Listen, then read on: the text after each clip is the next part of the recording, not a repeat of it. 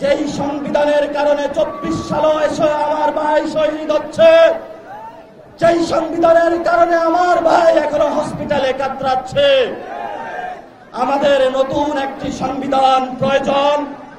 আমরা মাঠে নেমেছি, আমরা নতুন সংবিধান বানিয়ে ইনশাআল্লাহ মাঠ থেকে ছাড়ব। প্রিয় নরসিংদীবাসী, আমরা শুনতে পাচ্ছি আমাদের আশেপাশে আরেকটি প্রোগ্রাম হচ্ছে। কথা অনেক হয়েছে।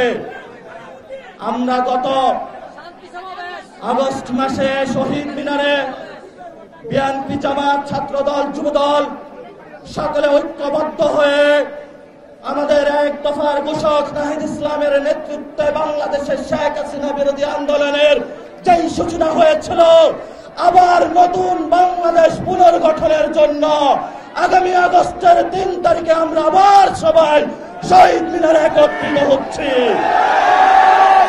দলাদলি অনেক হয়েছে, বিভেদ হয়েছে। আমরা আপনাদেরকে আমাদের সমাবেশে 3 তারিখে আসার জন্য আহ্বান জানাচ্ছি। গুসা করবেন না, রাগ করবেন না। ব্যক্তিগত ক্ষোভ আপনাদের প্রতি নাই। আমরা ব্যক্তিগত রাজনীতি করি না, আমরা পরিবারের রাজনীতি করি না, আমরা জনগণের রাজনীতি করি। জনগণের কথা বললে আপনাদের গুসা হওয়া উচিত নয়। আমরা আপনাদেরকে ঐক্যের আহ্বান জানাচ্ছি। আপনারা 3 তারিখে আসবেন, একসাথে হাত মিলিয়ে নতুন বাংলাদেশের ইস্তিহার, জনগণের ইস্তিহার 64 জেলায় গিয়ে শ্রমিক, মজুর, কৃষক, কুলি, আলেম, নারী, ছাত্র, যুবা, তরুণের প্রত্যেকের মুখের ভাষা আমরা শহীদ মিনারে দিব ইনশাআল্লাহ। প্রিয় নরসিংদীবাসী, ঢাকা আপনাদের থেকে দূরে নয়। আমাদের ঢাকায় যখন নাহিদ ইসলাম ডাক দিবেন, আপনারা নরসিংদী থেকে সবাই ঢাকায় একসাথে একত্রিত হবেন। আপনাদেরকে আমরা ধন্যবাদ জানাচ্ছি। 24-এ আপনারা ঢাকায় একত্রিত হয়েছিলেন। নারায়ণগঞ্জ, নরসিংদী, গাজীপুর, আপনারা যেভাবে ঢাকাকে বাঁচিয়ে রেখেছেন, আপনাদের রক্তের উপরে ঢাকা সচল।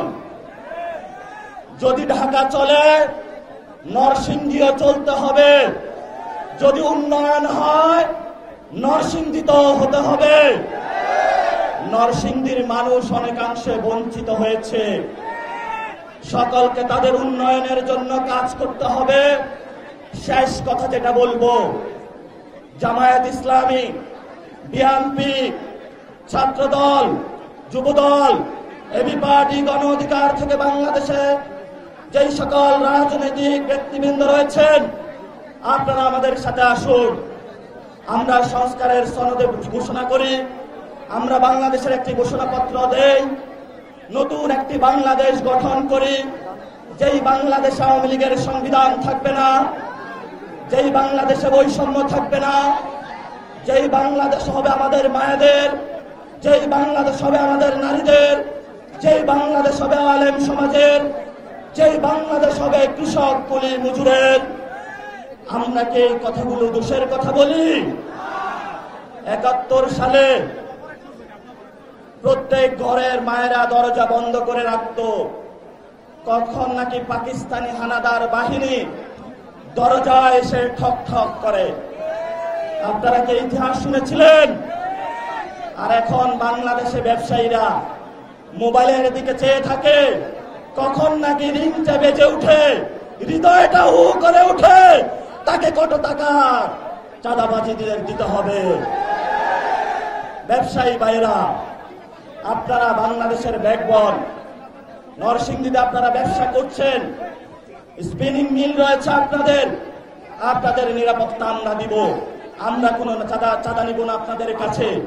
কারণ আপনাদের ফ্যাক্টরি যদি বন্ধ হয়, আমরা ফ্যাক্টরিতে এসে কাজ করব। কারণ আপনারা সচল না থাকলে বাংলাদেশ সচল থাকবে না। বাংলাদেশের ব্যবসায়ীদের বুকে বলবো, আমাদের উপর আস্থা রাখুন। আমরা আপনাদের থেকে টাকা চাই না। আমরা আপনাদের থেকে যেটা চাই, আপনারা ঘরে ঘরে চাকরি দিন। আপনারা আমাদের মজুরদের, শ্রমিকদের বেতন বাড়িয়ে দিন। আমাদের বোনদেরকে সুস্থ রাখুন। নতুন বাংলাদেশে আপনারা আমাদের সাথে ঐক্যবদ্ধ হন। আপনাদের উপরে প্রত্যাশা রয়েছে। প্রিয় নরসিংদীবাসী, আপনারা 3 তারিখে ঢাকায় আসবেন, কথা হবে। যারা আপনাদের উপরে হাত তুলবে, আপনারা সমুচিত জবাব দেওয়ার জন্য ইনশাআল্লাহ রেডি থাকবেন। ইনকিলাব।